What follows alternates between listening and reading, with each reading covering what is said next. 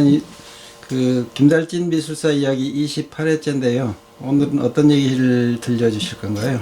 예, 반갑습니다. 김달진 미술사 이야기가 작년 6월부터 시작을 했는데 벌써 28회가 됐습니다. 오늘 드리고 싶은 말씀은 우리 한국화의 역사, 이걸 가지고 말씀드리도록 하죠.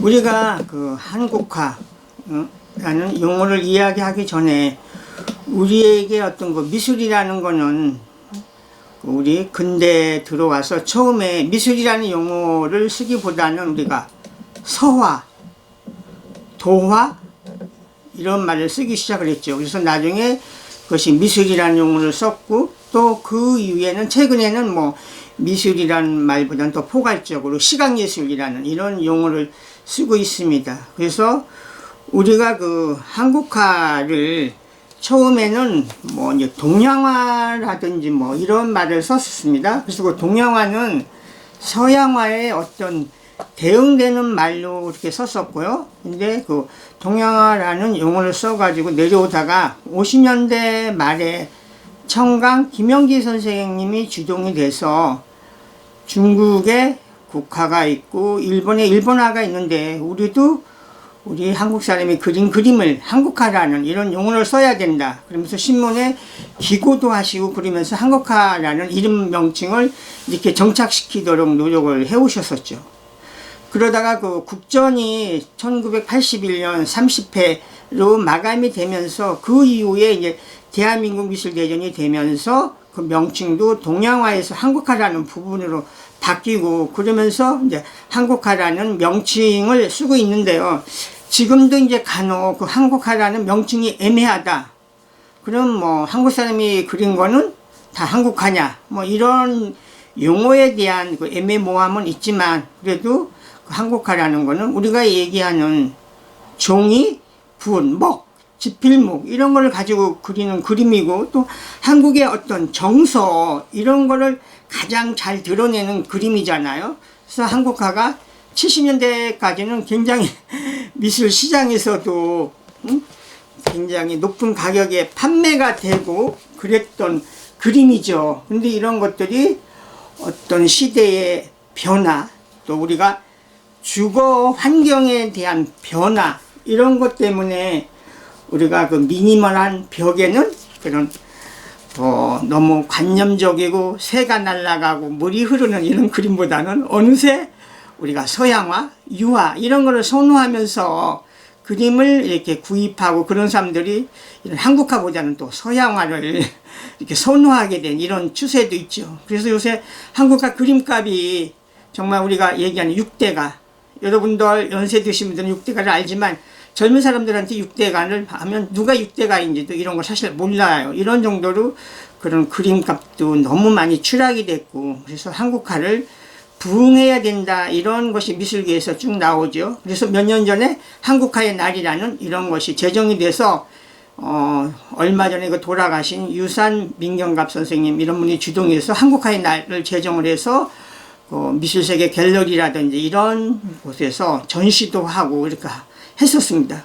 그래서 저도 한국화를 그렇게 침체됐다 이렇게만 얘기할 게 아니라 그럼 우리 한국화의 역사를 돌아보자 이런 생각에서 2017년에 20세기 한국화의 역사라는 이런 큰 전시를 가졌었습니다. 그래서 우리가 그동안 겪어왔던 한국화의 역사를 전시회로 보여줬죠. 그래서 여기는 크게 이제 한국화의 역사를 오광수 선생님, 또 20세기 전반부는 송희경 선생, 또 80년대 한국화, 순복화가 한참 일어났었죠. 그때는 김상철 선생, 또 한국화에서 그 이후에 이제 또 젊은 사람들이 보는 김경현 선생 이런 걸 쓰기도 하고, 또 그 당시에 한국화에 대한 우리의 문제점이라든지 한국화에 대한 미래를 이숙자 선생, 심경자, 오영길, 김호석, 정종미, 문봉선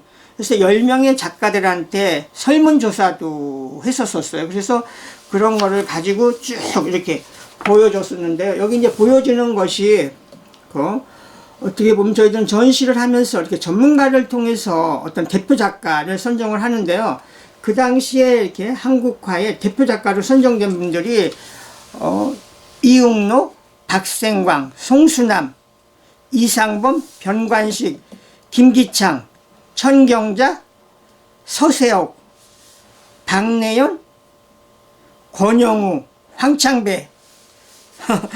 그러고 보니까 요번에 산정 선생님도 타기에서 그 당시 한국화 대표 작가로 선정됐던 분이 지금 보니까 다 그냥 타계를 하셨네요. 이런 분들이 한국화의 대표 작가라는 이런 것이 선정이 됐고, 또 우리가 한국화 작가 중에 제일 조명돼야 할 작가가 누구냐 이런 질문을 했을 때 황창배 선생, 또 박생광, 김기창, 성재유 선생 이런 분들이 선정이 됐었습니다. 그래서 그 당시에 그 백양이라든지 이런 전시의 자료 이런 거를 또 아카이브를 중심으로 해서 이걸 총망라해서 이렇게 그 전시로 보여줬고요. 이것이 기초가 돼서 작년에는 그 울산 문화예술회관에서 한국화 100년 특별전 이런 전시를 기획을 해서 한국화의 흐름을 보여주기도 했었습니다. 그래서 여기 60여 명의 80여 점의 한국화의 흐름을 보여줄 수 있는 이런 전시들을 이렇게 했었고요. 작년에 그 울산 문화예술회관에서 이렇게 기획해서 했었던 한국화 100년 특별전은 파트 1을 한국화의 전통에서 고이동, 김기창, 김은호, 나상목, 노수연, 변관식, 이상범, 이영찬 이런 분들의 거를 파트 1로 했고요.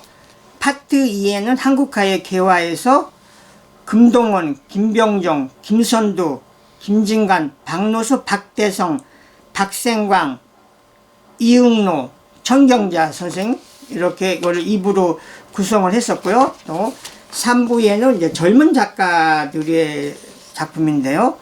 곽정명, 김근중, 김호석, 문봉선, 서정태, 임태규, 정정미 그래서 이런 전시를 열어서 또 많은 분들한테 이렇게 호평을 받았습니다. 그래서 우리 한국화의 역사를 이야기할 때 빼놓을 수 없는 그동안 한국화 전시 중에서 대표적인 또 전시를 제 나름대로 이렇게 또 선정을 했었습니다. 그래서 이거 지금 보여주는 거는 국립중앙박물관에서 주최를 했었던 한국 근대회화 100년입니다. 그럼 조선시대 말 조금 이전에 1850에서 1950년까지 100년간 한국화의 대표급 작가들의 작품을 모여서 보여줬던 그런 대표적인 전시죠. 그래서 지금 전통적인 산수에서부터 해방 이후 50년대까지 작품을 보여줬는데요. 여기 지금 앞에 보여주는 거는 소정 병관식 선생님의 작품입니다. 그 다음에 그 호암 갤러리에서 한국화 100년 전이라고 이 전시가 열렸습니다. 그 호암 갤러리 과거에 그 중앙일보사 빌딩 안에 있었었죠. 지금은 이제 그 전시를 하지 않는 그런 공간이지만 여기에서 한국화 100년전을 하면서 여기서는 소림, 조석진, 심전, 안중식에서부터 그 당시 그 30대 젊은 작가들까지를 총망라해서 보여줬습니다. 여기 지금 보여주는 것이 박생광 선생님이죠. 우리 채색화에서는 빼놓을 수 없는 이런 분이시죠. 이런 거를 망라해서 쭉 보여줬죠. 여기 박내현, 여기 김하경. 그래서 젊은 작가들까지를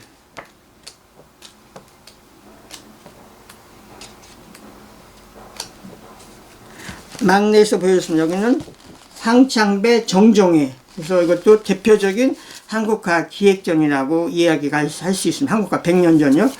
그리고 그 다음에는 그 서울시립미술관에서 한국화 1953년에서 2007년 그 전시가 열린 해죠. 그때까지 또 우리 한국화의 전체적인 거를 모아서 이렇게 나눠서 보여줬던 이런 전시입니다. 그래서 이런 전시를 다시 한번 되돌아본다든지 그 당시에 출품했던 작가의 면모라든지 이런 걸 통해서 우리 한국화의 역사를 되돌아볼 수가 있습니다.